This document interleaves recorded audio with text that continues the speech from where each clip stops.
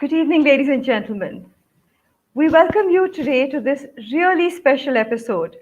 It's in fact a very special session that we have planned today for all our audiences across the globe. And this is a chat show with the most amazing, phenomenal author of the book, The Passion Economy, Adam Davidson himself. The economy is changing, and that means we need to change the way we think about work. It can feel very terrifying, rip up a lot of logic that ungirded this sort of industrial scale economy of the 20th century and cause a lot of disruption, fear, a lot of real pain.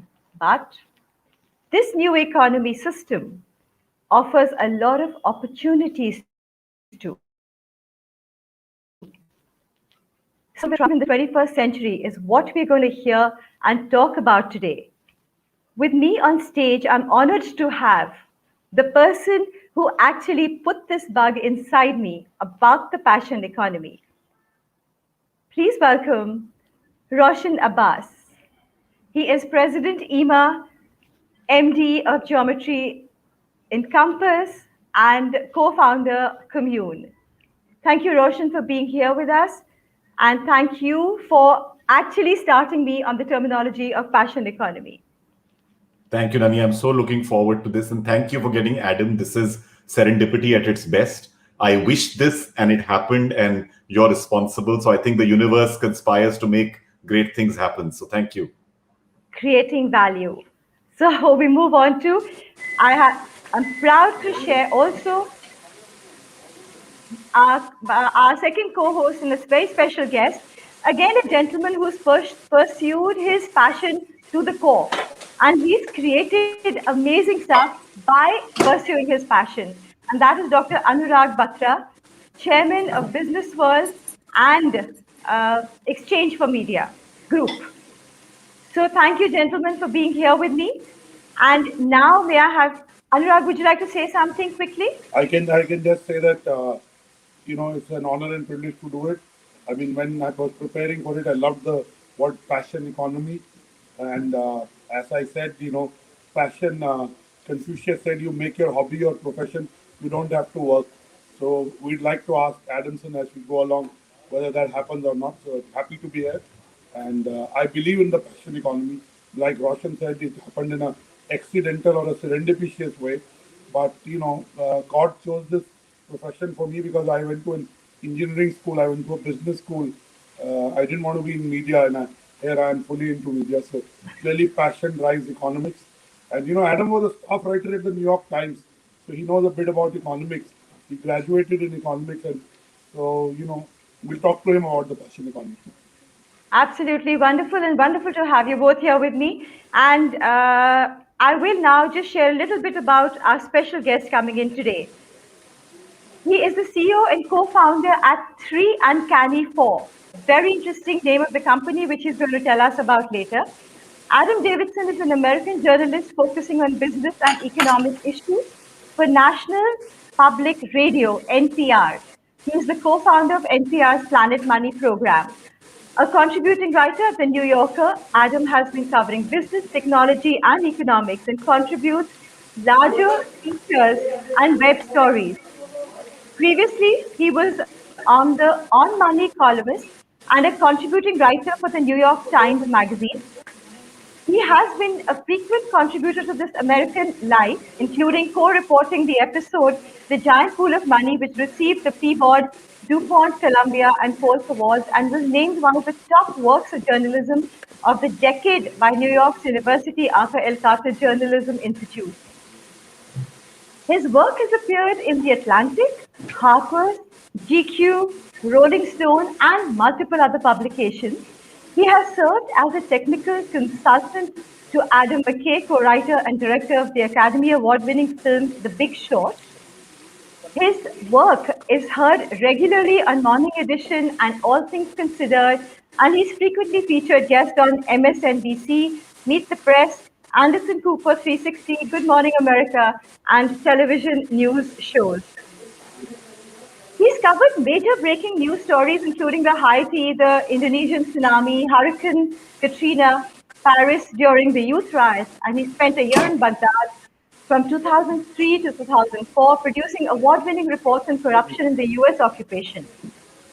It's not often you meet a widely respected economics guru who has also won most of broadcast journalism's highest honors, and that is just part of the speaker power of Adam Davidson. With a special talent for breaking down daunting economic terminology and theory, and with one of the most media-savvy minds around, Davidson's keynotes are as entertaining as they are enlightening. A highly sought speaker, Adam Davidson delivers an expert view of economic trends and topics and performances that audiences get on every level. So let's hear the new rules for thriving in the 21st century from the master himself. Gentlemen, let's together welcome the author, the renowned author and fantastic person and the father of the book called The Passion Economy, Adam Davidson.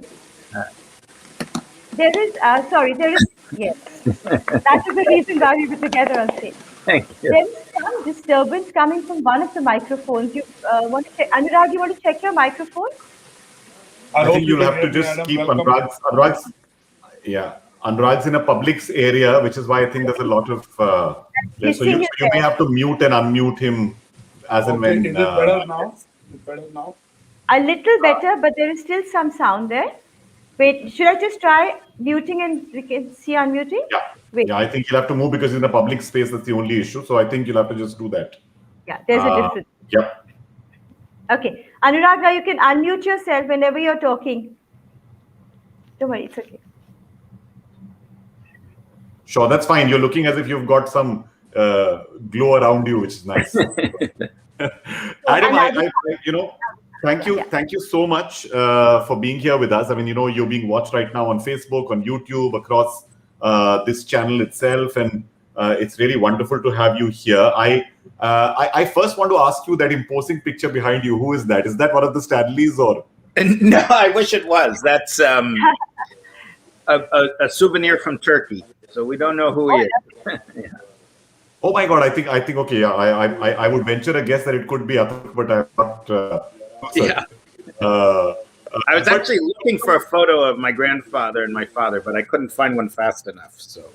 Oh, that's okay. We'll possibly try and find one here. But when I read your book, and I mean, Nani and I have often spoken about your book and how really it gives many of us who work in the creator economy almost something to now peg ourselves onto, saying, okay, we've been doing this maybe with a lot of just personal ideas. Maybe there was not so much of a method to the madness, and you've actually given it a little bit of a method. But this all comes it almost seems that you were interpreting the two lives that you were living which is your grandfather and your father, and seeing one person who possibly represented the industrial economy, and one who actually went out and said, I'm going to do what I want and I'm going to go and act. So do you want to tell us a little about that?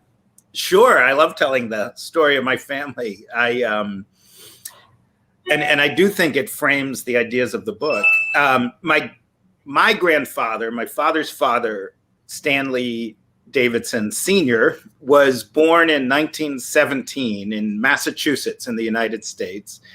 And he was from a very poor family. And I think people in America don't realize how poor America, at least some people in America, were in those days, that it was possible to have real hunger, real impoverishment. His father was Jewish. His mother was not Jewish. In that day, this was not acceptable. So they were cut off from their families. And then his father died when my grandfather was only 5, and he had to be put in an orphanage for a while with his brother. And he was a man who was going to work. He had an incredible will to make money because he saw all the insecurity and the fear that his mother had and that he grew up with. And I remember he used to tell me when he was very little, he got chickens and he would take their eggs and sell them around the neighborhood. He would do everything he can to make money. So when he was 17 years old, it's the middle of the Depression, and he was suddenly married with a child, my father, and he's only 17. He got a job at a factory that made the machines that make ball bearings, the little metal balls. Probably right now, every one of us is within a few feet of a lot of ball bearings. Every chair, every desk, every car. Ball bearings are one of those things that are central to the industrial world, but we never think about them. So he had a job, and you can imagine a factory in 1936. It's, little metal being ground up.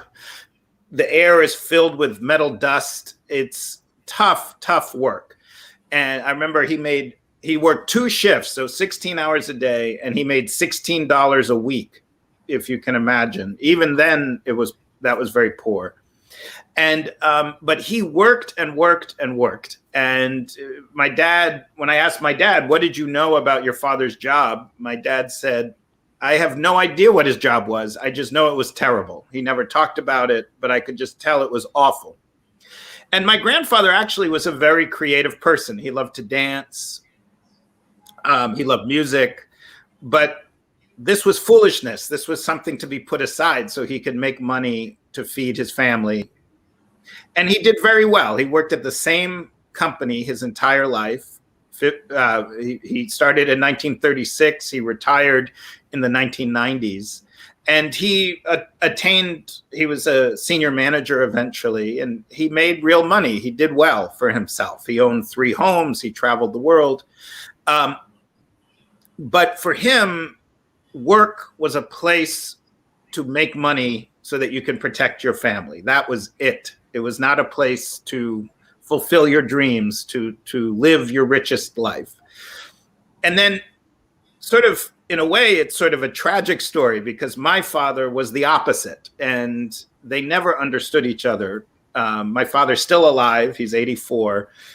And from the very beginning, my dad wanted to be a creator. He was a performer. He was a comedian. He was silly. He was fun. And somewhere along the way, he decided he wanted to be an actor. And to his father, this is the stupidest thing. How can you be an actor? There's no money in this. How can you think about being an artist? And, I say in the book, he might as well have told his father, "I want to be a butterfly," or "I want to be a rainbow." I mean, it made no sense. And my dad did. He went to theater school. He became an actor. He moved to Greenwich Village in New York City, in Manhattan, which is probably now it's too expensive, but when I was growing up, it was the most artistic center in America, maybe the world. It was, and we grew up in a building called Westbeth that you had to be an artist. You had to apply to live there, and you could only live there if you were an artist. And you didn't have to pay a lot of rent. It was very inexpensive. And so I grew up in this world of artists. Every grown-up I knew was living their dream. But in the 1970s, 1980s, 1990s, to live your dream, to live your passion meant you will not have any money.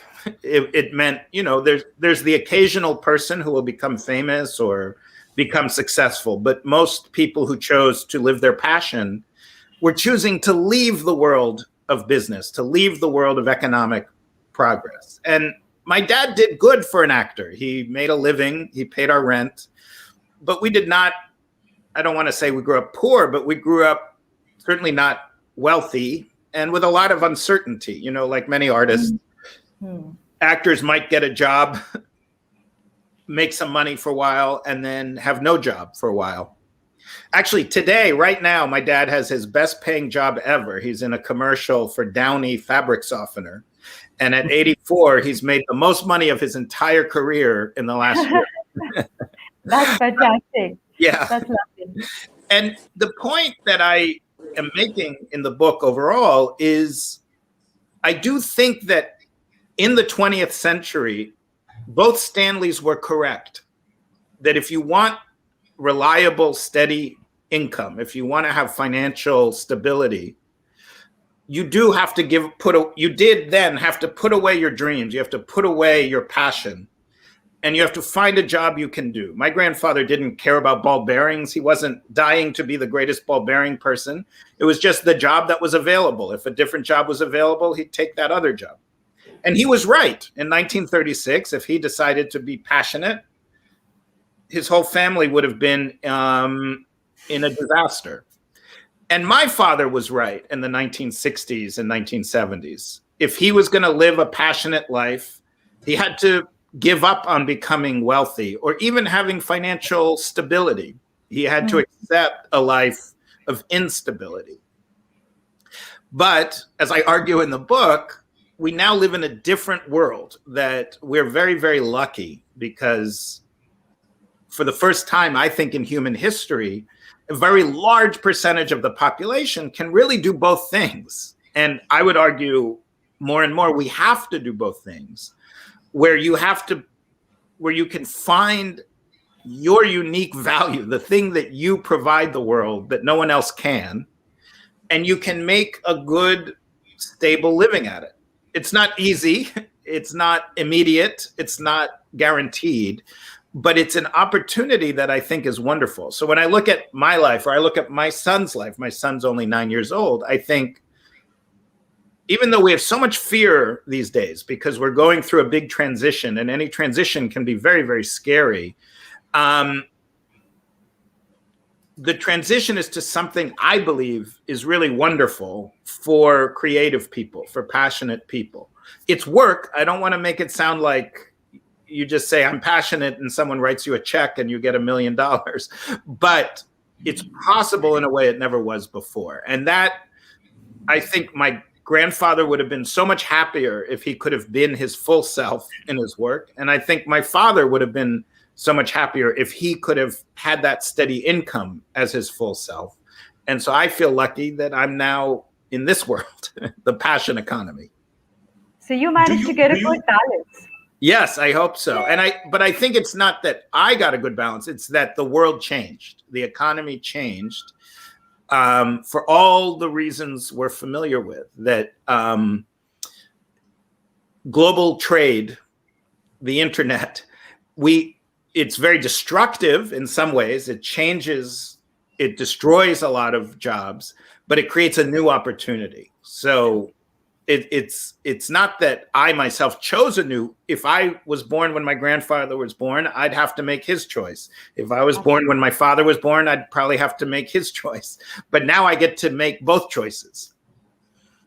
No, that's fantastic. The one thing, you talk about technology and trade, saying that these are the two things that actually have catapulted and moved us forward in this space. But the first rule that you put out there is saying, if you can provide intimacy at scale. And this whole idea of providing intimacy at scale is extremely intriguing, because I feel that the pandemic actually got many of us to find multiple ways of doing that. I mean, whether we were trying to do seminars or webinars or finding little ways to get our own little audiences online. Do you feel that the pandemic has actually played a big role in pushing forward the passion economy, or because a lot of it was the experience economy as well, and many people cannot go out and practice that? The chef cannot go out and do that same food experience. The performer cannot be out there in Leicester Square performing for his audience, etc. What's your view on that, the passion economy versus the pandemic? I think I agree with you that the pandemic really moved it very fast forward, many years forward. I mean, what we're doing right now, I'd love to think that if it wasn't for the pandemic, I could come and see you in person. That would be wonderful, but it would be very expensive. It would take a lot of time. I can only do a few of these a year.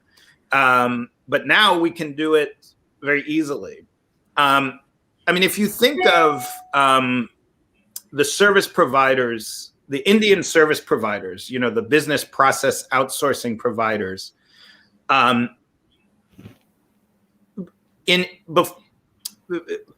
in my mind, there's sort of two dimensions to technology and trade. One is commoditization, making everything the same.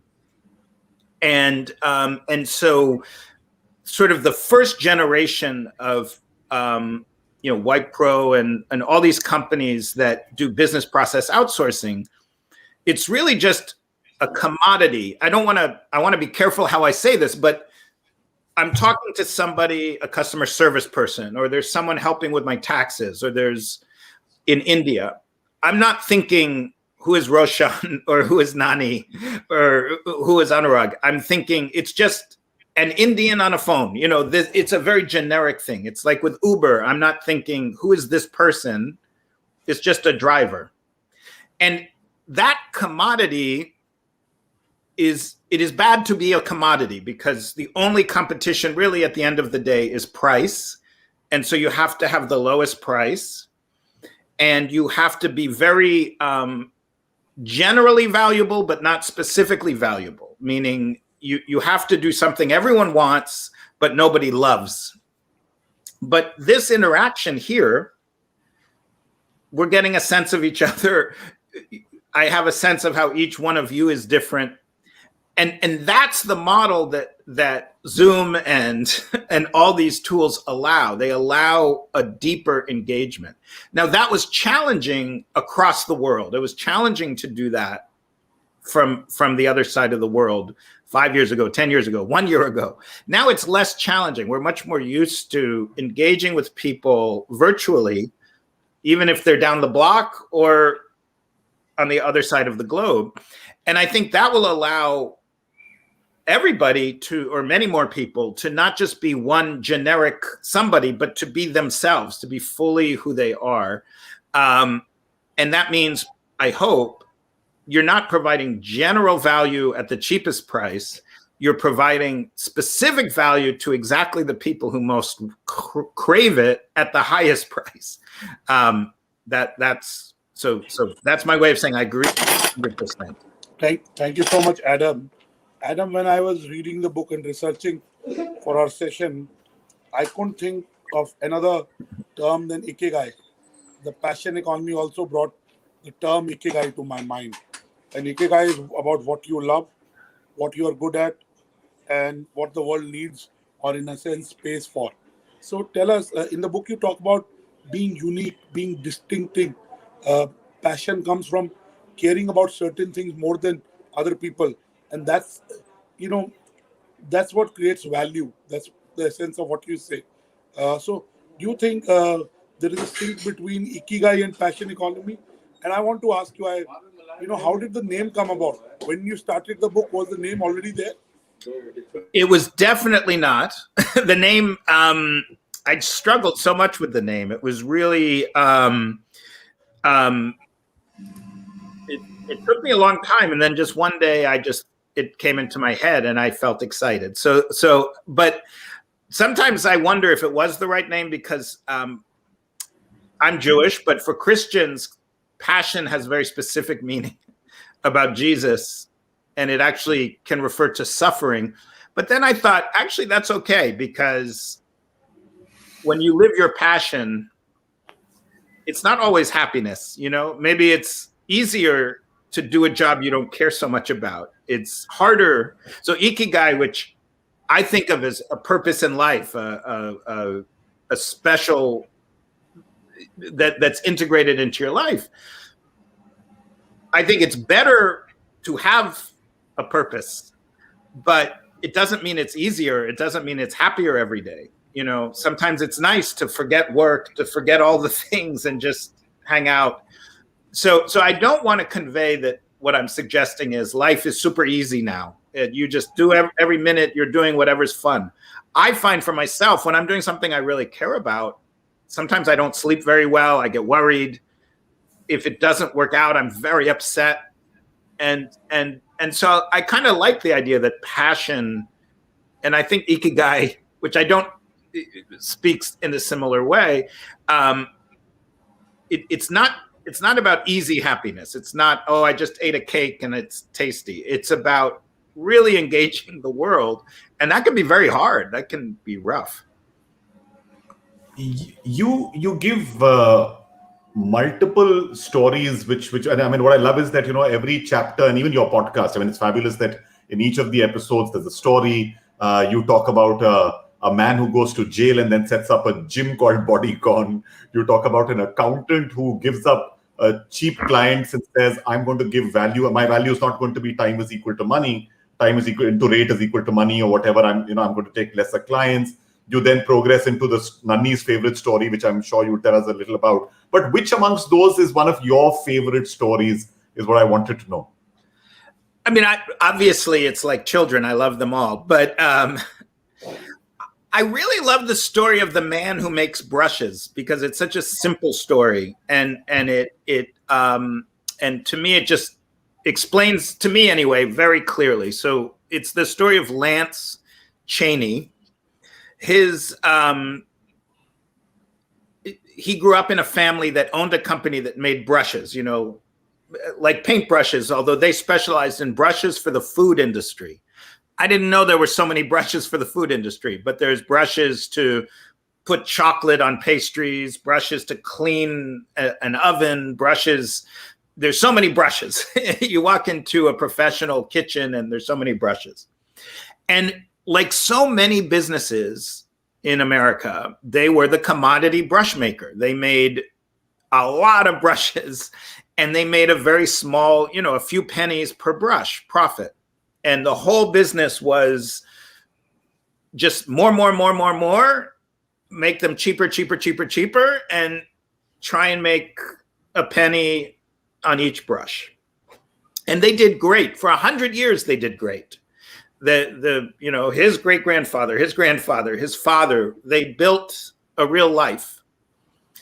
And then, as happens so many times in America recently, some Chinese companies started exporting brushes to America. And at first they started with very cheap paint brushes, but eventually they started specializing and started making these food brushes. And at first they were very low quality, they fall apart, but eventually they're very good quality. And they're selling brushes for less than the raw material that Lance needed. So for many years, he had an argument with his father and he said, we can't do this anymore. We can't do this anymore. And his father, he loved his father, but his father disagreed and it's his father's company. So that's it. Now I should say Lance was an artist. His dream was to be an artist. He lived in Greenwich Village where I grew up, but he was unsuccessful. This was in the 1980s. And so he went to work at his father's company and he wasn't very happy. This wasn't what he wanted. He was my dad, he was my father, and he became my grandfather. He chose the path of money and it broke his heart. But okay, that's life. But then his father passed away, his father died, and he started thinking, okay, maybe my creativity, my artistry can help save this business. And so he made a very difficult decision. He said, we're not selling any brushes that we have competition coming from China, which was the same as saying we're not selling any of our most successful brushes. So now he's making far fewer brushes. So he can't just make a few pennies on each brush because he doesn't sell enough. So he started thinking, I need to find solutions. I need to make a brush that really creates value, special and unique value. And he looked around, and the first example he found was a nuclear power plant that had a very bad problem. There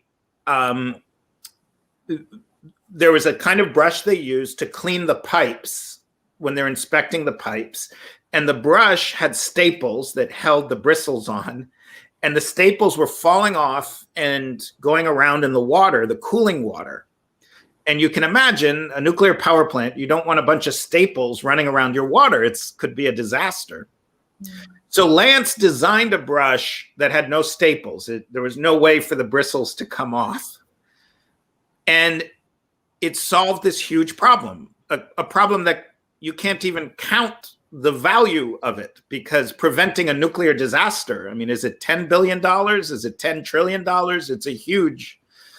So Lance explained to me it costs $12 to make the brush, but what number should he charge? So he decided $6,000. So, the profit margin is whatever, 500,000% or whatever the profit margin is. And then quickly he sold them to every nuclear power plant that had the same technique. And this became his model. I will not make, it's exactly the same as the other model. I'm not going to be in the commodity business where I'm selling a generally valuable thing that a lot of people like, but nobody loves, nobody needs. And I'm only going to make things people need.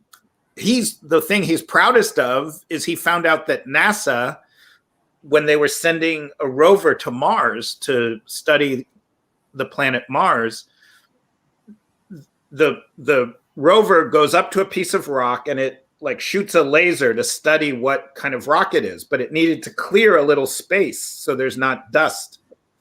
And they needed a special brush. And, you know, it needed to be very light, almost no weight, but it needed to be very durable because, first of all, it's up there, you can't replace it.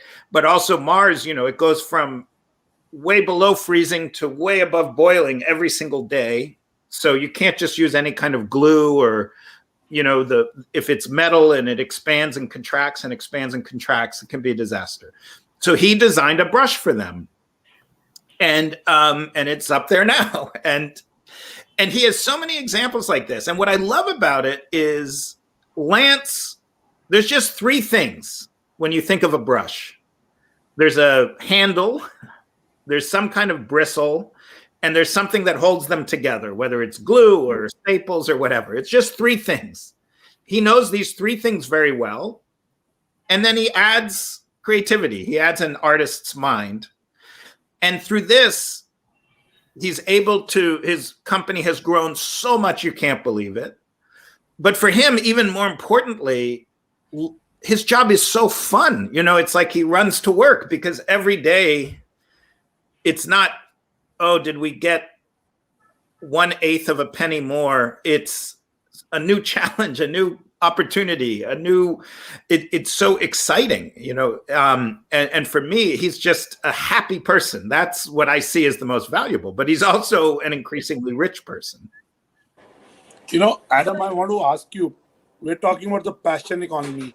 It's very easy to talk about passion, but as a young professional, as a young adult who's 20, 22, 25, how do you find out what is your passion? Is there a playbook to finding passion? Yeah. Because we don't know, as you know, Roshan talked about in the introduction that he serendipitously found. By the way, Roshan is genuinely multifaceted and he still does multiple things. But, you know, for somebody to find their passion, how do they say, oh, this is what is my passion, I got it? Is there a formula? That is such an important question. I'm really glad you asked that question. And people were so helpful to me when I was in my 20s. I try and talk to as many people in their 20s as I can. I talk to them all the time. And so a few things that are very important. One thing is, I don't think you either have a passion or you don't have a passion. And this is, I think, what you were implying. A passion takes time to learn and to develop. You know, I would say I'm 50. I'm still learning what ever, you know, to fully understand my passion. And so I would say one thing that gets me very sad is if I talk to someone who's 20 or 23 and they say, I don't know what my passion is. Like, it's a special gift or a special power and either you have it or you don't. And I say, don't worry. You don't need to. It's a journey. It's a process. You have to discover it. So that to me is very important. I also think you find your passion by doing things, including maybe sometimes things you don't enjoy. The important thing is studying in any job you do, there's going to be things you enjoy and things you hate. But there's also going to be things that you are good at doing and things that you aren't very good at doing. And I think ultimately a passion is understanding it's not just what do I like doing, it's what do I like doing that I can do unusually well. Often it's a combination of things you wouldn't expect. So it's, you know, in my case, I really love telling stories and I really love economics. So I tell stories about economics. in the brush case, he really loves being creative and he loves designing brushes. So he loves solving problems. I think, Adam, the additional thing to add to that is exactly what you said, that, you may know something really well, but discovering the niche where somebody is willing to pay for it. Exactly. Right? So that's the part. Yeah. So in the 20th century, value was really determined externally, outside. When my grandfather wanted a job, it didn't matter what was inside. Who cares? Shut up. Do a job. What mattered was what job is available. And once you get a job, you do that job. Now, it's really about finding a match between you and the world, between you and your potential customers, between the people who will pay you. And that takes a long time. I'd say, as a parent, don't be worried if your child doesn't know and they're 25, 28. Maybe if they're 50, okay, they should know by now. But it takes a long time. So here's what I recommend. Do something. Don't sit around waiting. Your passion is not going to come to you sitting on your couch watching TV or playing video games, unless your passion is video games. I mean, that's a challenging one. So do work. I believe in working hard. I believe in working hard, especially early in your career, at jobs that maybe aren't right for you. They're not perfect. It's okay. But when you get that job, pay a lot of attention and even ask questions. It's difficult to do. You can ask your parents, you can ask your friends, but what am I good at? Maybe you get a job and you don't like the job, but you're able to see, but I'm very good at getting everybody to work together to a goal. So I don't like this industry, but I like that. I like bringing people together. Or maybe it's the opposite. Maybe you don't like your job and you don't like doing teamwork, but you're very good at taking one task and really on your own solving this task. Those are good things to understand and recognize, and you can apply it in a different industry. It will take a little time potentially, but that to me is the path. Yeah. So just quickly, because we've got lots of people who are here just now in the comment section, I just want to tell you all, if you all have questions, please put the questions there. We'll take them up because Adam's been very generous with his time. He said that he will give us time after the hour to answer questions because we had so much to talk to him about. Atul, thank you for being here. Atul Churamani is one of the most prolific names in Indian music, perhaps the most passionate person I know about music, has set up multiple IPs around music companies, etc. He's there. Multiple other people who've all joined in and they're finding the conversation absolutely fascinating. And the brush example is there. Do you have the brush totem with you here, Adam? Is it somewhere around you? You've got to get this book to figure out this thing. Come on. Yes. Amazon, get the gospel. It's there. But taking this forward, I'm glad Anurag asked that question because that was my next question to you, to how to find that niche. Because sometimes we think that we are passionate about something and actually that might not be exactly what we are passionate about. So thank you for answering that. That was you've also spoken about in the book about creating value, which is like way more important, and create value of something that can't be copied, because then you can put a good price to it. So would you like to speak a bit about that? And then of course you have to speak about my favorite reference in your book is Megan and Rebecca episode. I think that really, this comes out very well, and we've got a huge generation today that's watching this show right now. And even people by generation, we are all struggling with time management, because we give so much of ourselves into what we think we are totally passionate about. And obviously, when the return doesn't come, and then we get frustrated. So we just need to kind of understand how, like, what is the right thing, what's the right path. So these are a whole lot of points thrown into one. And Adam, if I had to Nanni's question in Roshan, since he talked about Atul Churamani. For example, I got accidentally into running a media company. I run the equivalent of in Chicago, Cranes Communications Ad Age. In fact, they were partners in the equivalent of a Fortune. Okay, yeah. I know your podcast even before meeting you. Now, some people at 50, they may have sold a company. They may have done 2 careers. How do they reignite passion? How do they rediscover passion? for a lot of people who've done 2-3 careers.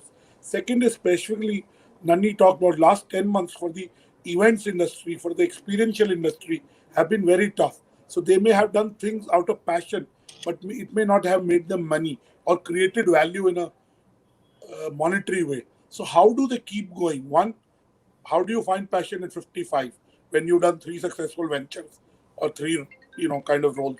And second, what do you do when you don't make money, but you still love what you do? Yes. These are all fabulous questions. I love all these questions. So I'll answer them randomly as they come into my head. So first off, I do think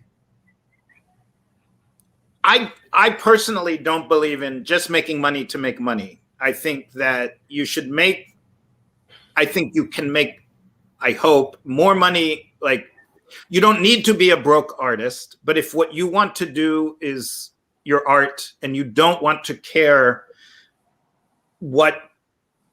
if anyone likes it or not, and you can survive, please, more power to you. I understand there's an integrity in that. And many of the artists I grew up with had this approach. So I think for one person, having a steady income of $60,000 is wonderful. And for another person, you want millions of dollars. I mean, I don't judge. This book is not get rich quick. That's not my goal. My goal is to match.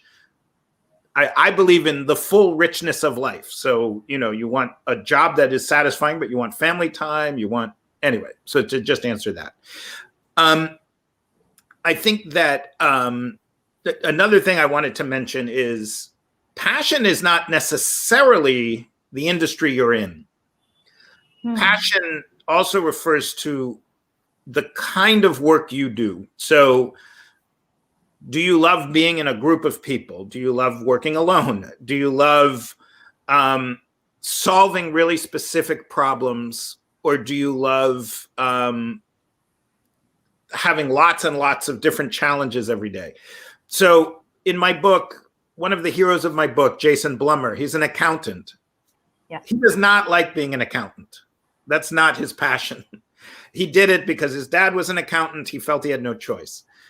But he's found a way. What he does love is working intensely with creative people and solving their problems and guiding them. And he uses accounting to achieve that. Similarly, Lance Chaney, the brush guy, he probably would have been happier if he was just an artist and he didn't have to make brushes. But he found a way to marry his passion with an industry that maybe wouldn't have been his first choice. So passion is a full thing. It's not, it can be the product or the service. I love fountain pens. I love music. That's great. But it also can be how you work. What's the nature of your days? What's the nature of the value you're adding? I think all of us who've worked with people know that somebody who can make a team work well together is a huge value. In some ways, it's one of the most important values. And so people who have that gift can apply that gift in almost any industry. And Nani, I'm trying to remember your other questions because there were some very good ones, but I'm... No, this was a reference to, the case study of Megan and Rebecca. Which that's a perfect example, and that ties in. So, so Megan, she's a genius at marketing, at marketing, particularly wine and beer. That's her specialty. And she's very good at it. If you sat with her for 5 minutes, you know right away. She has a gift. She has a passion. She loves it. And so she worked for other people. She decided, I'm going to work for myself now. She started an agency. Right away, she got lots of clients. And the client would come with a problem. She'd solve the problem. She'd put everything she had, all her passion. Then another client. Okay, we'll solve that problem. And it took her a long time to realize she's working from morning till late at night. She had a new baby. She barely even saw the baby. She barely saw her husband. And she was making no money. Her company was failing. And she doesn't understand. I'm good at my job. I love my job. I have so many clients. And so she hired Jason Blumer, the accountant I was just talking about. And he came and sat with her and said, well, what he said to her is, "You're on the crazy train, and you just ask everyone to come on board." But she wasn't understanding. She wasn't putting the right value, the right price on the value she was creating. So she would solve someone's problem, and then solve someone else's problem, solve someone else's problem. She's charging them all the same.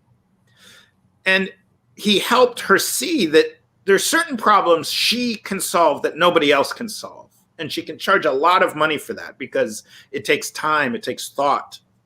And there are other problems she can solve that 100 people can solve, and she can only charge a little bit. So he told her, let's only work with clients where you're really adding the big value. And you're not charging all the value, you're just charging a bit of it, but you can charge more. And what she was able to do is get rid of most of her clients, yet make more money doing less work. She could have a calm day. She can think about the work because she's matching the value to the price. Now, her partner decided, I don't want to do this. It's not for me. But she went to a different passion. Her passion was interior design, helping people design their homes. So, okay, she did that, which is wonderful. But I think that to me is a big lesson. When you get it right, you shouldn't be working like a maniac all the time.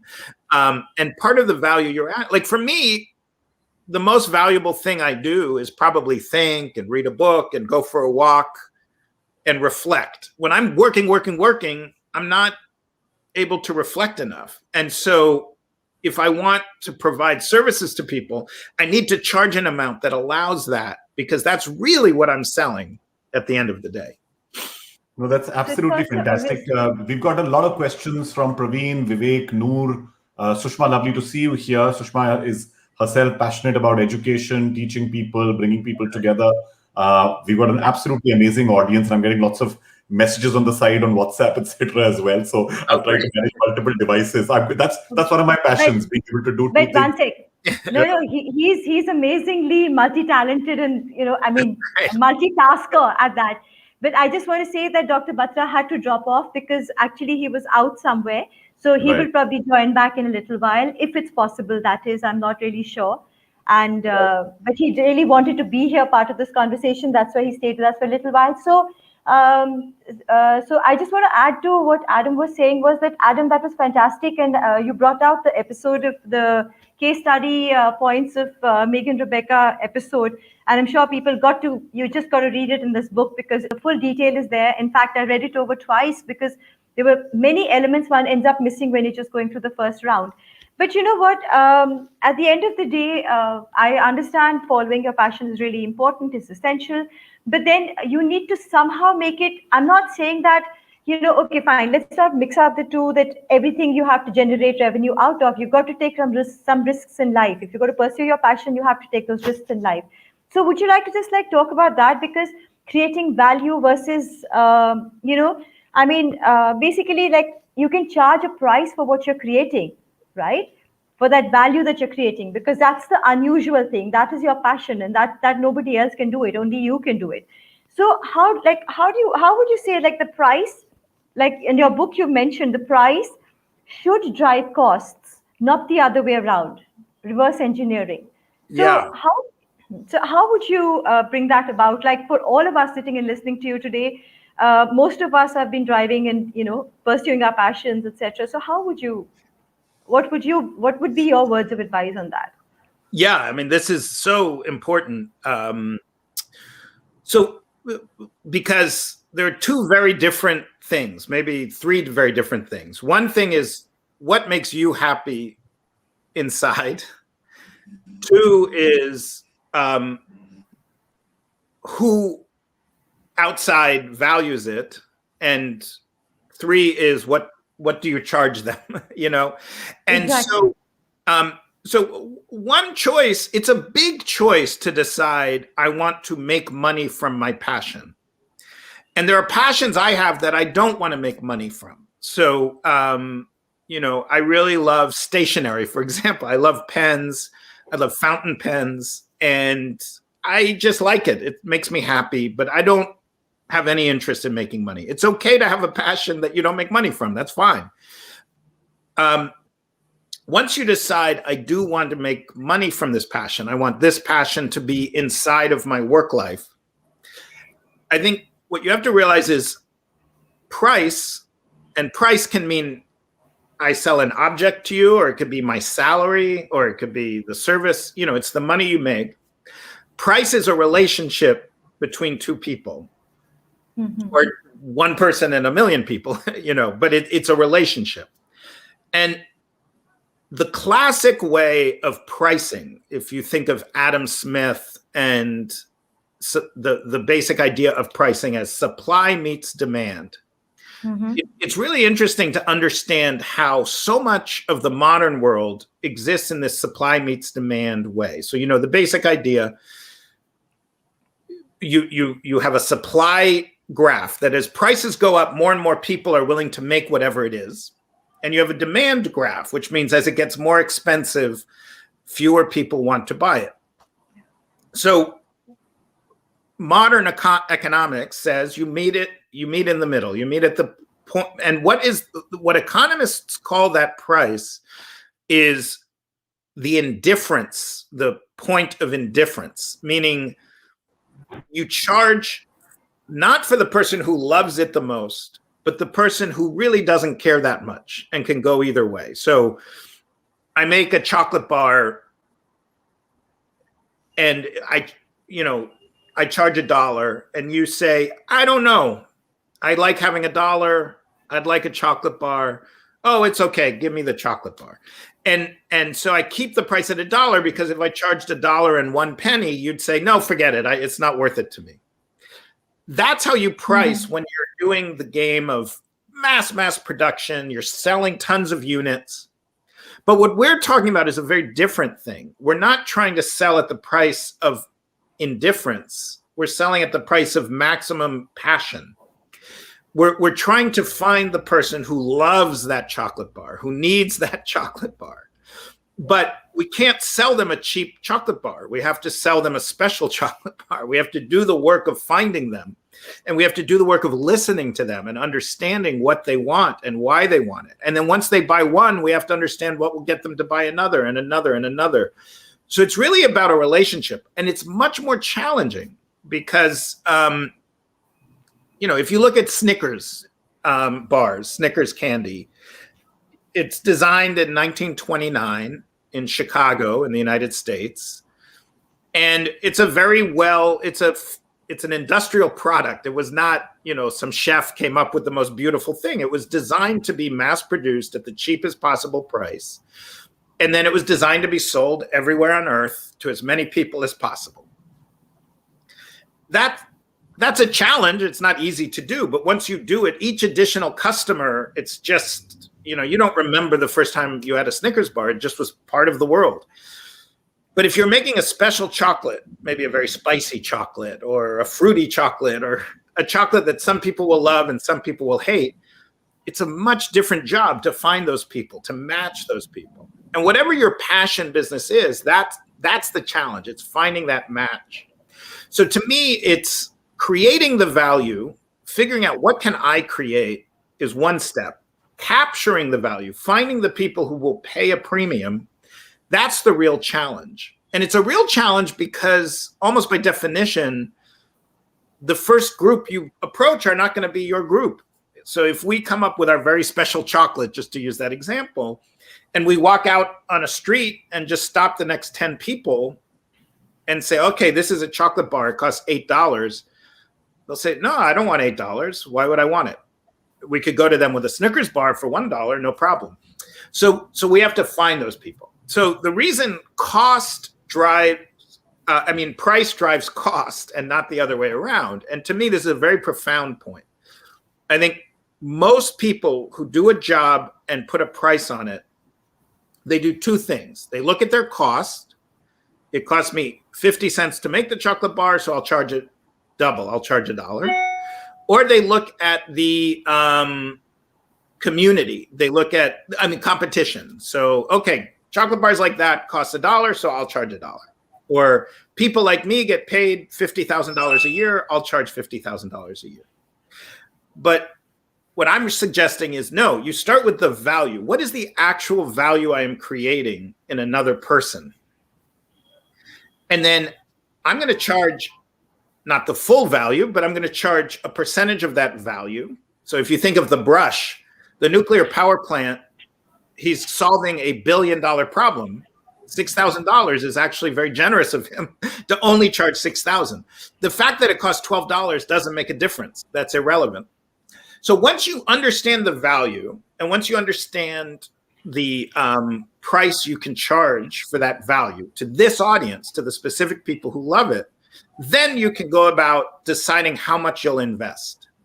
So we might do some research and find out, yes, there are 100,000 people who will pay $8 for a perfect chocolate bar. So we can make it. We should keep it below $4.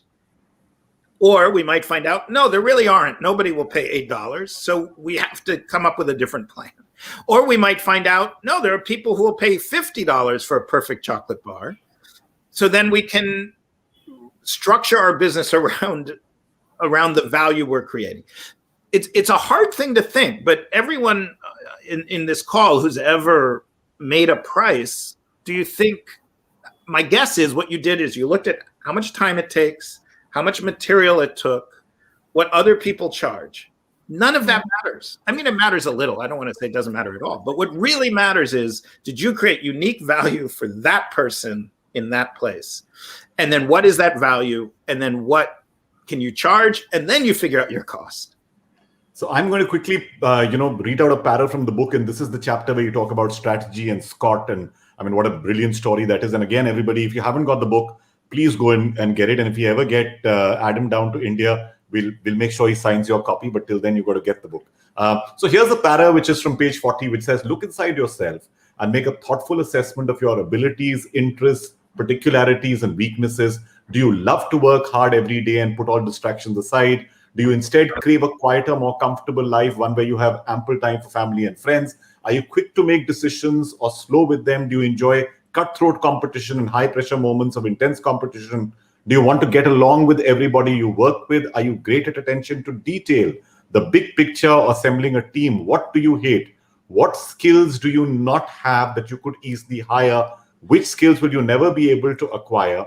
And after this, there's this whole part about saying, pick your customer, have a hypothetical ideal customer, imagine a person or a business who would most appreciate and benefit from your product, and then find real people to match that profile. I love the fact of saying, create this hypothetical customer, then find the value, and then see what your competition is priced at. Yeah. And this is for many people, and many people are asking this question saying, I'm a singer, I like to sing, but how do I know whether it's something I can do? And someone else says, I've just got multiple interests, and how do I realize this? Honestly, there are more and more things in the book that you will discover, and they will resonate with you. Adam, it takes me to one important thing. I find that you seem to have, moved on from possibly your role just as a journalist or from NPR, to now running your own little passion economy, because you have your newsletter, you have your podcast, you have your book, you have a company that's producing podcasting. Do you feel that these tools of the creator economy have actually been perhaps at the core of really pushing up the passion economy for people? Absolutely, yes. Yeah, it's funny because I realized that I came up with a lot of the ideas about living your unique passion, finding your unique value, when I had, a job at a big company that it was sort of the opposite of what I was arguing. And I'm interviewing these economists and professors who have tenure at universities, like they're, which is all good. I'm not against it, but it was just, I was realizing I'm giving other people advice, but I'm not living the advice. And then I realized I really want to live the advice. Like I want to,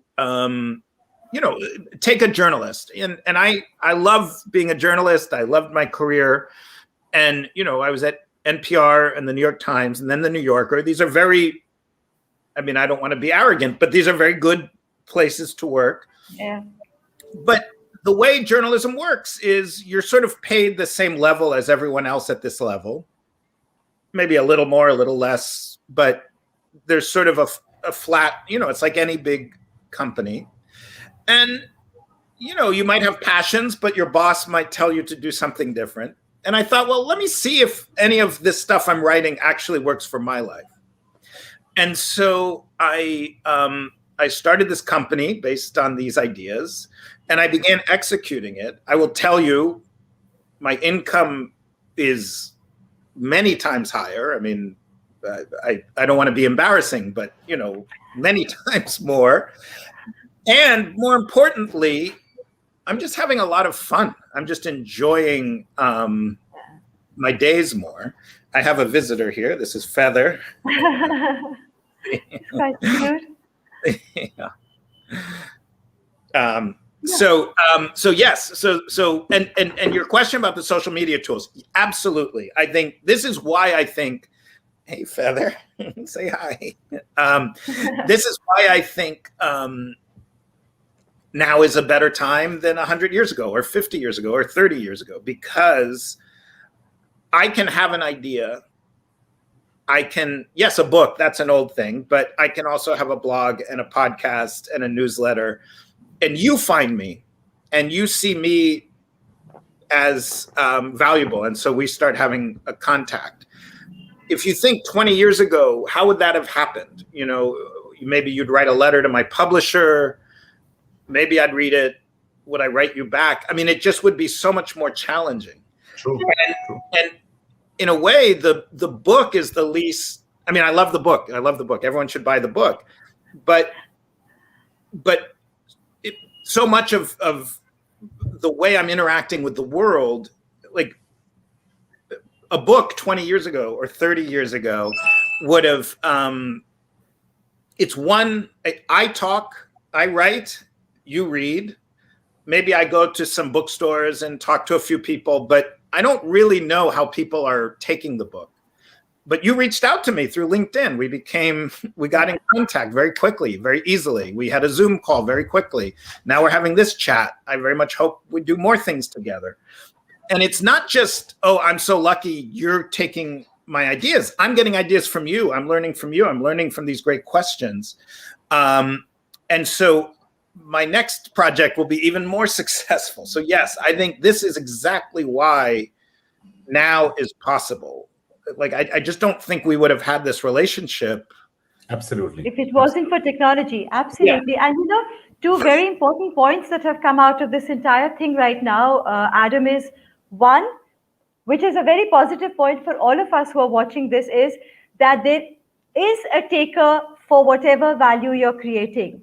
You just got to look for that taker. Yes. And it isn't hard. So like Roshan said, create that hypothetical taker and look for that person who matches that profile, because there are people who are sitting there and you will get the value. So don't give up on it. Two, work harder. You will find that person. There is no question about it. It's not just dogs. There's also a cat. That's Oh my God, that's you just amazing. met Feather and multiple people are showering love on Adam. Feather's getting I more know. attention. Yeah, and that's Orion. Yeah. Yeah, Orion? Sangeeta just said his feather is so cute. I mean, more than anything else, Adam doesn't matter. Suddenly, Adam is like exactly. second You can place. do with feathers. And yes, but I agree with you that it's finding your people. And yeah. So don't give up. So when I was a journalist full time, in a way, we don't want to hear from the public. It's kind of annoying. We think I'm the journalist. I shouldn't write an article because you want to read it. I should write an article because it's true or it's accurate. And it took me a while because I had this culture eventually it was, if you know Daniel Pink, he writes great business books. Yeah. He was the one who told me, if someone loves your book, you have to talk to them. Like, this is the most important thing. And it really, for me, I had to open my heart. Like, at first, why do I care? Buy the book, leave me alone. That was sort of the mentality. And when I opened my heart and I said, if someone loves the book and wants to engage me, I need to engage them, not for them, for me. And it's just made me so much have better insight, and it made me understand the world much better. And also it just makes me happy. It's just a better way to live your life. So I agree with you, Nani. There is a customer for you, and you have to find them, but you also have to be in conversation with them once you find them. And maybe you'll do this and you'll change that. Because it really is, this is about connecting. The Snickers model, to use that, or the mass-produced brush model, it's a one-to-many. Snickers, exactly. You can write a letter to Snickers and say, oh, I wish it wasn't caramel. I wish it was something else. They don't care. Go away. Because they need to. True. Yeah. They don't need us. Yeah. And like Roshan has rightly said, so technology, which is actually, sorry, Roshan, so I'm just taking from what you had said, like talking about, especially during the pandemic, the way technology has kind of taken over, and how everybody and actually it's actually done wonders. I would say it's brought the world closer. I mean, look at us talking to you today. It took like literally 24 hours when then I reached out to you, you called us back, and we did a Zoom call and we set this thing up, right? So otherwise it could not have happened. Like, first of all, we decide how to do it, what to do, the logistics, blah, blah, blah. That many days for you to come to India, then to go back. That there is a very important thing that Adam said, and I think that is the thing that in the passion economy, I genuinely feel that the ability or having just within you the thing saying yes to a lot more things, because earlier there was this little intellectual conceit in a lot of the work we did, which is what Adam was talking about earlier. That it happened with Bollywood in India, that actors wanted to remain enigmas and mysteries. But then in the world of social media, they realized that by building an audience today, they can reach out to them in so many different ways. Today, there are apps in which you can shout out a hi to somebody and make money. I've seen everything from wrestlers to, everybody. It's crazy. So that's all been happening. I just want to repeat for everybody who's there a couple of the rules. In case you haven't read the book, pursue intimacy at scale, only create value that can't be easily copied. The price you charge should match the value that you are providing. Fewer passionate customers are better than a whole lot of indifferent ones. And to many people who are listening to this, I'll tell you this, this whole thing of trying to go and find every possible paying customer, it's not every paying customer, it's the customer who's paying you your value, the value that you genuinely feel is needed. Your fifth rule says passion is a story. And you said you're a great story, which is obvious. I mean, again, I'm getting messages from people saying we could listen to Adam's stories for hours. But tell me, what are the basic tools of storytelling, Adam? I'm going to take you away a little from the book and just say, how do people tell a better story? Yeah. And storytelling to me is, it's not just actually telling a story, although obviously I enjoy telling a story. Yeah. But it's the product or the service itself is a story. So if I think of the music I love, for example, if you listen to Adele or you listen to blues music, or the pain that the person had and the triumph they feel in turning that pain into a beautiful song, and the fact that they're able to do that in a way that brings you into their experience, that to me is a story. It's not just, if you think of just the cheapest pop music, like that has no real depth to it, it's just, it makes you feel something quickly, but it's not something that has that ongoing passion. I find that with food, that really good food, in America, we have some really wonderful, for example, Indian restaurants that are located in a specific culture. And then we have kind of general Indian restaurants that are just, they're not from anywhere. They're just very sweet, little boutique they're the tikka masalas. Tikka masala, exactly. Yeah, exactly. It's butter and sugar. And I've got to quickly, Adam, I just want to acknowledge we've got one of India's legends, Usha Utthap. She's possibly the biggest legend in music listening to us right now. She is absolutely incredible. We've got the message we put up there on the board.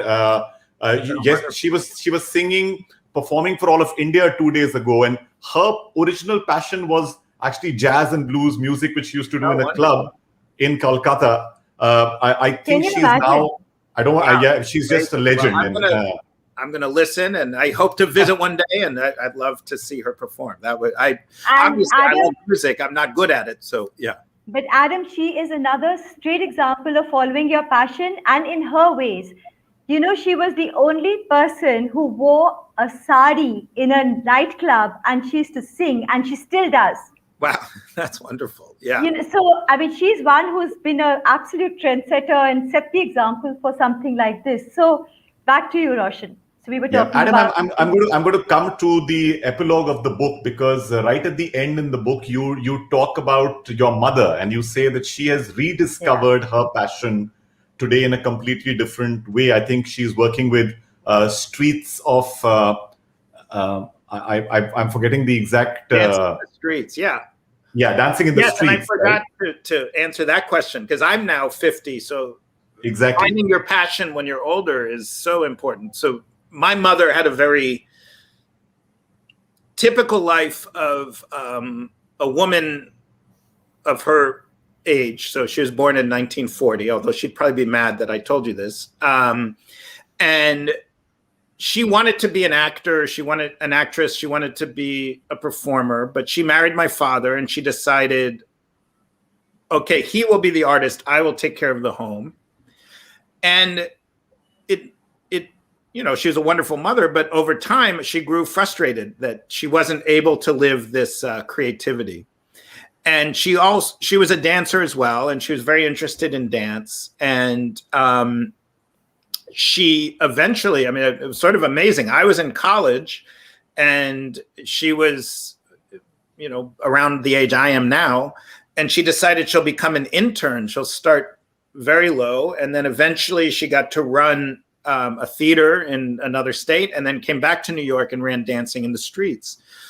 And at first, her project was bringing modern choreography to all the neighborhoods of New York. But eventually she realized these people in each community in New York City have their own dance, their own traditions, their own passions. And so that became her passion. And it really amazed me. My mother, well into her 70s, even today, she's over 80, although I don't know if she's watching this, she'll be very mad that I'm saying all her age. But she's going to see dance late at night. She's very close with young hip hop dancers. And it's a total surprise. She knew she loved dance. She knew she loved how dance can bring community together.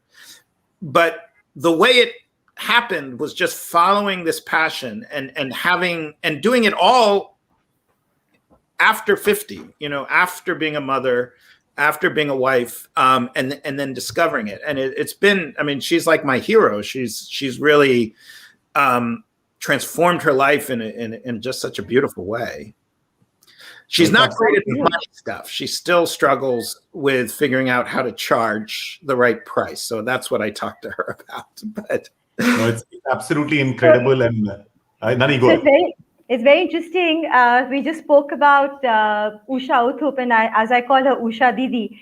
So she just said, she's saying we're discussing passion and we're talking about this. Why can't I sing now? You guys are just talking about me as a singer. So I'd love to hear it. Didi, I just want to say this to you, that since you're listening to us, I have shared the link with you for this talk. So join us backstage, and we would love to have you do a small thing for us. We'd love that. Amazing. Adam's going to get a concert early in the morning. I mean, I want to get my wife here. Yeah, sure. I've sent Didi the link. She only has to click on it and join the studio. So in the meantime, let's carry on and talking about technology, Adam. You've mentioned, it's very nicely come around in point number 6 of yours, where Roshan stopped just now, is that technology should always support your business, not drive it. And I think that's a very, very important point, because sometimes we just let ourselves kind of get taken over. Yes, absolutely. I mean, obviously, if you're a technology person and what you're doing is you know, creating a new app or a new laser or whatever. But for most of us, it's not that we must understand the latest technology and let it drive us. So in a way, it might seem contradictory because I am saying that the new technology allows you to do things you never could do before, but it also, but what you need to focus on is what is the value you're creating? How do you connect with that person? And the technology is just a tool. That's it. It's not. The technology in and of itself doesn't matter. And we're very lucky that the technology is becoming much more easy to use. I mean, none of us needed any special expertise to make this happen. So that's why I do really enjoy the chapter in the book about the Amish. And if you know about the Amish, it's a Christian sect in America that lives in a pre-modern way. They don't use electricity. They don't drive cars. They don't use cell phones. And I make the point that they can be successful. They're very successful because they create something of value. In this case, they create farm implements for people who don't use tractors, and they're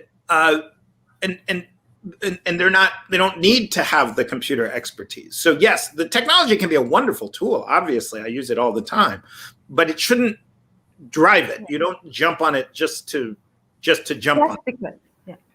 The important thing, Adam, the two things I wanted to actually bring up and right towards the end, and because I'm conscious of time, we've got about another 10, 12 minutes with you. I just wanted to bring two things out. One is the fact that, a lot of Indian models are being built on giving things to people for free. And then your captive audience becomes obviously what advertising pays for. But getting people to pay individually because of issues of payment gateways, having I still find that is a little bit of a challenge because we do not have everybody having a credit card. Most of our e-retail became really big when people started doing cash on delivery. So, for creators here in India, where there is still people used to not paying for a lot of the content they consume, what should these young people do? Because there are many people here who are young creators looking to make their mark. We've told them how to discover their passion. We've told them to discover this value. But are there any other ways of charging? Is there any other format? What would you say? Yeah, I mean, this is obviously a huge issue. And one thing I would say is we're in the very early stages. So I think we will develop banks and technology. There's going to be many more tools. So if you think of the 20th century economy really begins around 1880 in the US and the UK. Eventually, obviously, spreads to much of the world. But it takes decades. Credit cards took decades to build. Education, labor unions. I mean, there's so much that took so long to develop. And we're still in the early stages. So I think, don't be too discouraged by what exists today because more will exist tomorrow. And I'm not an expert by any means in India, but both what I think is an opportunity and a challenge in India from what I understand, and I've never been to India, so you can tell me I'm just wrong, is that you have such many different systems. You don't have in the United States, we have one banking system. There's lots of banks, but it's very easy to plug from any one entity to another entity very quickly. And as I understand it, the different states have different rules and that makes it challenging to have one system, but it also allows for a lot of experimentation and a lot of different models. So it's a good and a bad. I personally believe that for creative work, at the end of the day, it has to be paid for by the people who enjoy it. Because if you are paying for it through advertising, your audience is not your customer. Your audience is your product. Your customer is the advertiser, and you are selling your audience to the advertiser. And when your customer is your audience, then for music, for whatever it is, it changes your mentality. It changes how you create the work completely. For an advertiser, they are at that point of indifference. The person who listens to Usha, who loves her the most in their life, is worth the same as the person who listens and thinks, okay, it's nice, but I don't care so much. To an advertiser, it's just a unit. It doesn't matter. But when you're charging the customer, and you can charge different prices, you can charge different levels, you do have to add real value. So I think there are a lot of models for doing it. You can say, you know, my music is for free, but if you want to know what I'm up to, if you want to subscribe to my list, if you want to hear my next music before it's, you know, whatever, there's a lot of models to do it. But yes, I think at the end of the day, and we really need to educate the audience to understand it's in your interest to pay money. You will get a deeper connection. You will enjoy it more if you pay some money. That's my belief. True. True. So, have we managed to get Usha on, Nani? Is there anything, any on that? No, because she was just wondering when she should come on. So I'm just trying to get her to come backstage. So Roshan, I want you to definitely pick up point number 8 from Adam's book, from the Rules of Passion Economy. Man, that's like the real punch one. So while you do that, I'm going to now just quickly get Usha Di on the call and try and just get her to come on this. Anybody, if you have any more questions, you can please quickly put them. I'm going to maybe just extend another 5-7 minutes with Adam. He's been there without a convenience break or anything. He's had a cat and a dog and multiple people from all parts of India accosted him, but it's been fun so far. Adam, this thing about not becoming a commodity, you say in a couple of the stories, you say that the minute somebody started manufacturing that brush, they would give it up and say, we're not going to make that anymore. If what you do is just one thing, you sing really well, and somebody else is also doing the same songs or doing the same covers or whatever, etc. How do you do this in something where you are where there's a singular skill you have?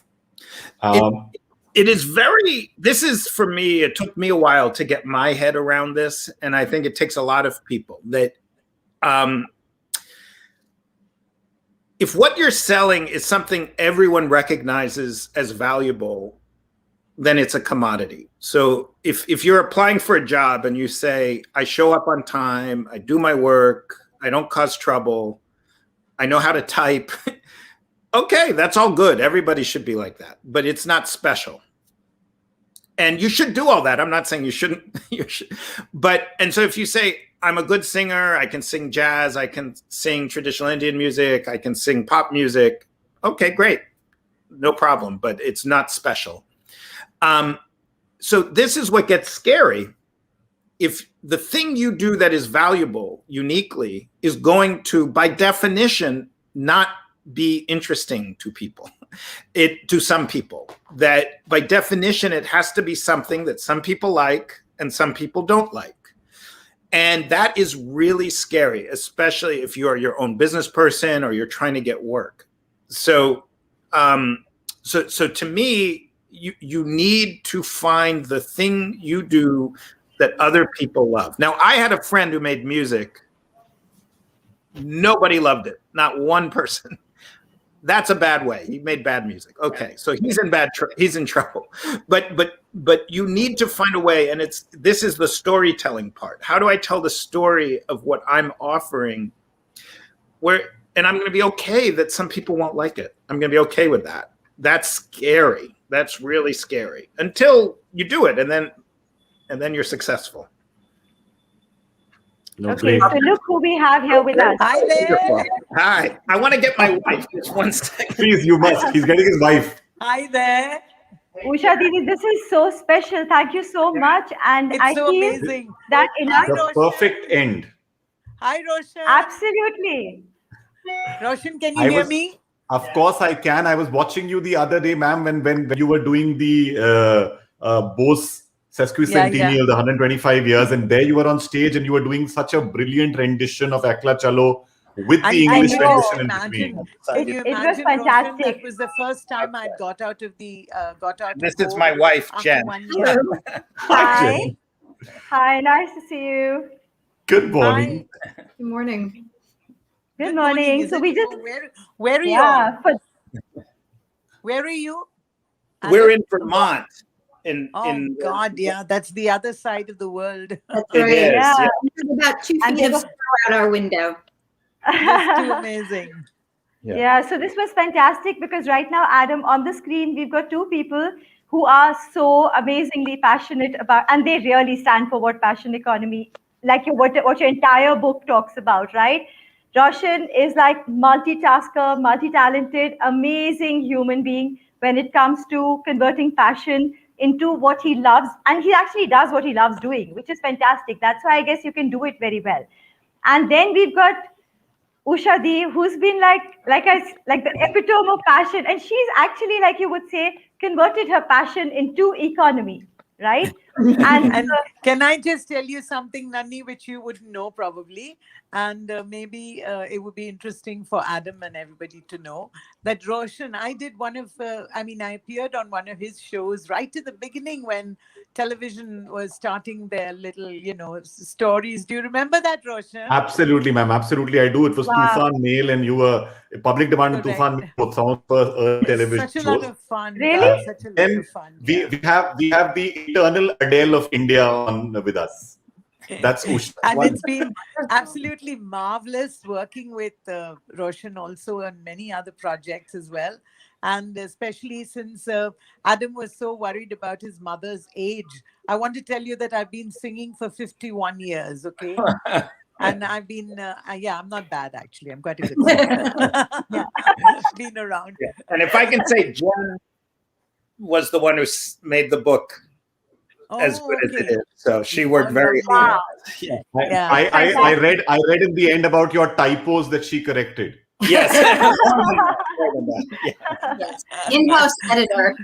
The typos are sometimes really bad, aren't they? My Oh God. yes, of course. They change the entire context of whatever you're writing. It can be something Absolutely. totally You have different. no idea. So So, let me sing you a Usha Di, song that make you yes, make this you is feel the nice famous and book. This is the famous book Oh, done by Adam, and I'm okay. going to order a copy for you. You've got to read this book, and this is the Yes, I would gospel. order it from Amazon myself. No problem. I Okay, just need all to right. know the details. I think he would feel nice if I bought it instead of you. Presenting. Sure thing. It's just that I would be definitely happiest to get an autographed copy, but we'll get Adam to India and we'll get our copies autographed by him. Both Is of It that them. is just so Wow. amazing. And Like I've been saying to everybody with all the motivational talks or whatever shows I've done, on the net like this, I've always said that the good side of the pandemic has been that it's allowed us all to connect from all over the world. Otherwise, it would be an event company like Roshan saying, "Will you do a show in Bombay? And what are the this? And what about the tickets? And what about the travel? And what about this and that and the other?" And packing all my bangles and all that. And here we are, just 2 seconds, and you're on with Yeah. Usha Di, with you all- haven't mentioned Kasoli even once. You've only been talking about Roshan's shows. It's No, not fair. I'm just coming to that. I was just coming to that. You preempted me. So we have that passion over there, and then we go to a place. I don't know if Adam knows it.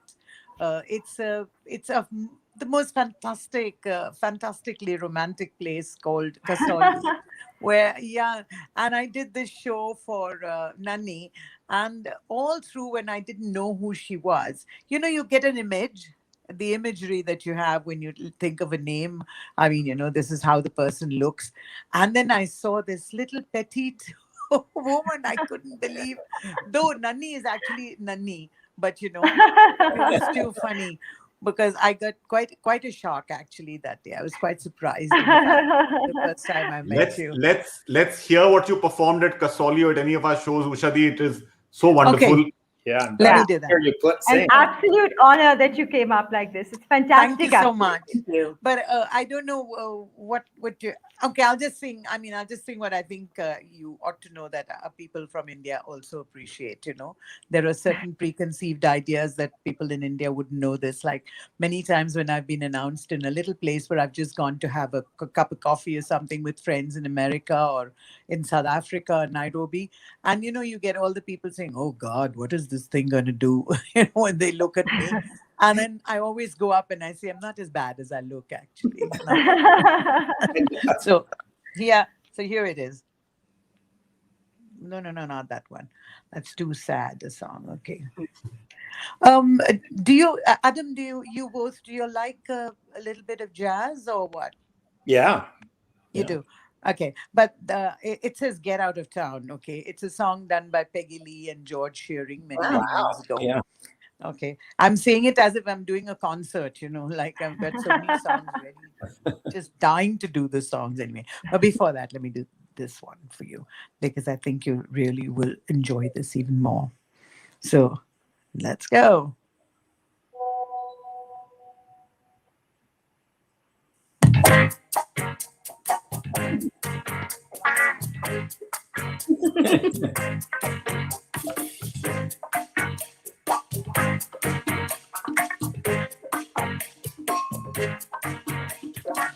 They say the neon lights are bright on Broadway.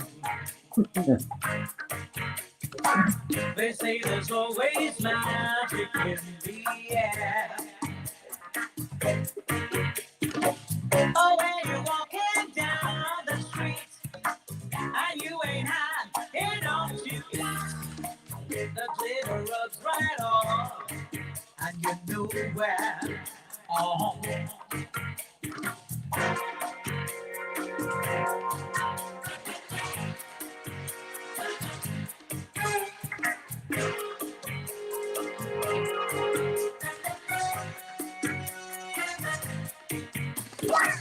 They say the women treat you right on Broadway, but looking out them just gives you the blues. 'Cause how you gonna make some time when all you got is one thing dime, and one thing dime won't even shine your shoes. Oh no.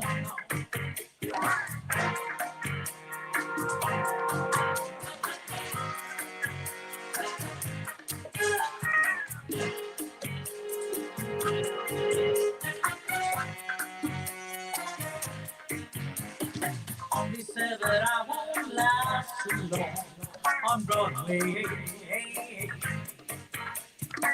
I'll catch a Greyhound bus, so they all say, oh. But they're wrong, I know they are, 'cause I can play this here guitar, and I will wait till I'm a star right here on Broadway.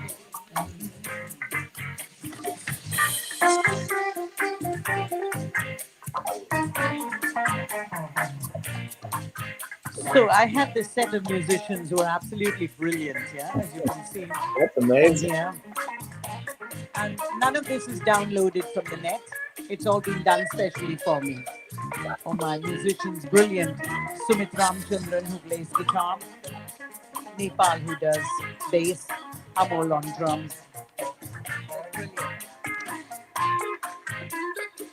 And on keyboard, Shobhan Mukherjee, Rajan Narayan Dev, and Shubho.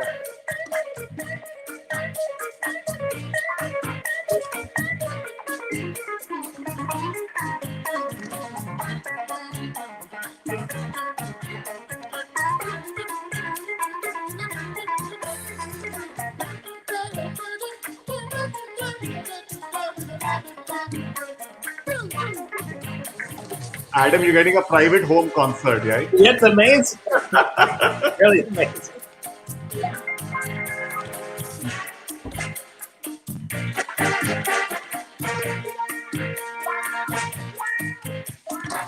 They said that I won't last too long on Broadway.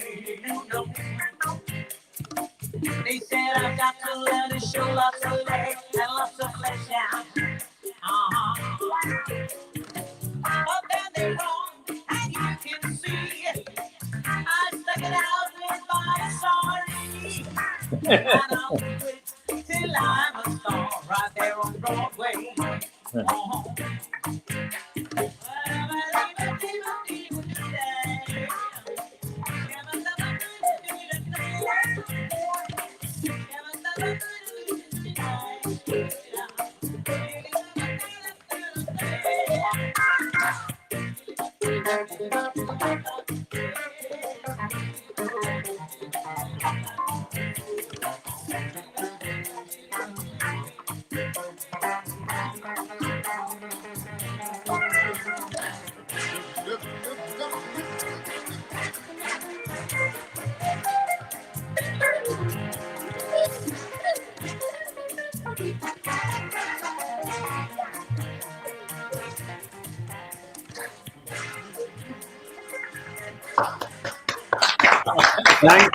Thank you so much. Oh, so the Thank pumping you. of That was Admin amazing. Allen is Yeah. just brilliant. Thank was you, ma'am. lovely. Thank you so much. you. Thank you. Thank What you a ever so great much. finale Yeah. for a man who's told us all about Absolutely. fashion economy, for Nani and for Ushadi. Really, I couldn't have asked for something more brilliant than this. This was beautiful. And Adam, Adam's had a morning coffee concert, yeah? Yeah, Adam, exactly. And it's the perfect song about a man who's going to live his passion. Yes, Absolutely. absolutely. Yeah. And, I had the pleasure actually and privilege of singing this on Broadway actually in New York. Oh, wow. That was really amazing. Yeah, Wow, really a fantastic experience. And with all humility and, what shall I say? Gratitude, I say to all of you. Thank you for having me on this show. Thank you. That was Thank beautiful. No, thank you so much. Because, I'm just too touched that you came on the show, and what a beautiful ending. We could not have asked for anything more. Seriously, this is, I think, absolutely. The audience, Adam, is in raptures. They're saying we've had the best conversation, great storytelling, and what a great end. So thank you once again. Thank you, Jen. Thank you, Adam. Thank you so much. This was such a So joy. wonderful. Thank you. And we Thank can't you wait See you all soon. Yeah. And I just want to say I want to say a big thank you to everyone. First of all, the audience that stayed with us all throughout. If you have any specific, seriously, a big round of applause for y'all. Hope you all enjoyed this session with Adam, and hope we managed to ask the right questions. We tried our best. And thank you. Anurag was here for a little while. Of course, then he couldn't stay with us longer. There was an emergency he had to go for. But thank you, Roshan. You were the one that started this entire bug of the passion economy into me. And thank you, Adam, for the amazing prompt response that we managed to get you here to speak to the Indian audience. And I think it was brilliant. What a fabulous session there's been. Despite reading the book, there's just been so much more learning. And now I'm excited to read the book all over again because I know that there's so much more that I'm going to get out of it. So next time I'll probably move beyond the Megan and Rebecca story onto some more stories, really. And of course, Ushadi, cannot thank you enough for this fantastic end. And that was so amazing. I sent you the message only literally because I really see you as the icon of having followed your passion to the core. Absolutely. And, so I just felt that this session you had to be a part of. And what you've done is absolute bonus for all of us. Thank you. Thank you, everyone. Thank you. Have a great day, Adam, Jen, everybody at home. Good night. Yes. Good night from us. Big thank you to you, Adam. Adam and Janet for the book. But Adam, thank you so much. And we look forward to hosting you in India. Thank you so much, Roshan. Love you, Ushadi. Thank you. Too. Thanks, Bye, guys. Bye. everybody. So Bye, thank you. Have Thank a you so much. day. Thank you. Thank you so much, everyone. Thanks, Ushadi. Thank you, darling. This was so good. This was so good. It was so special. It was so